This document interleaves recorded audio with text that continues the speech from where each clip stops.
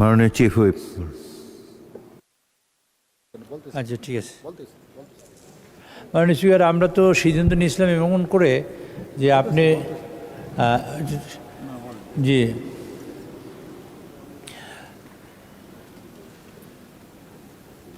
আমরা সিদ্ধান্ত নিয়েছিলাম যে আজকে মাননীয় জমিরুদ্দিন সরকার সাহেব, আমাদের সাবেক স্পিকার, তিনি ইন্তেকাল করার কারণে আমরা তার প্রতি শ্রদ্ধা নিবেদন করার জন্য সংসদে আমরা সিদ্ধান্ত নিয়েছিলাম, আপনি ছিলেন এবং মাননীয় ডেপুটি স্পিকার মহোদয় ছিলেন, তাদের সাথে যে আলোচনা হয়েছে সেই আলোচনা অনুযায়ী আমি সিনিয়রদের সবাইকে বলেছি।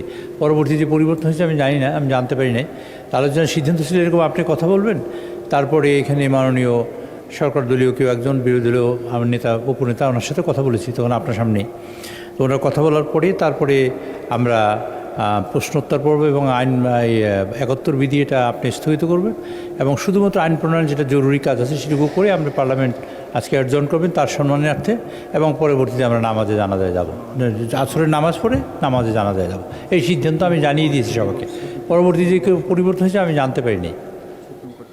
এখন আমরা সিদ্ধান্ত নিয়েছি যে প্রশ্নোত্তর করার পরে একটা রিপোর্ট উপস্থাপন হবে আইন মন্ত্রণালয় সংক্রান্ত, তারপরেই আমরা আলোচনায় যাব।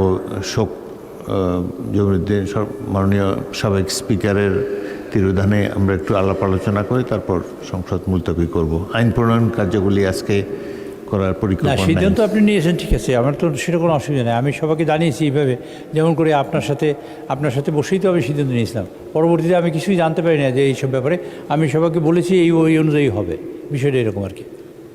যাই হোক, একটু পরিবর্তন হলো এখন। আর আইন প্রণয়নের কার্যাবলী কি আজকে হবে? না, আইন প্রণয়ন আজকে না।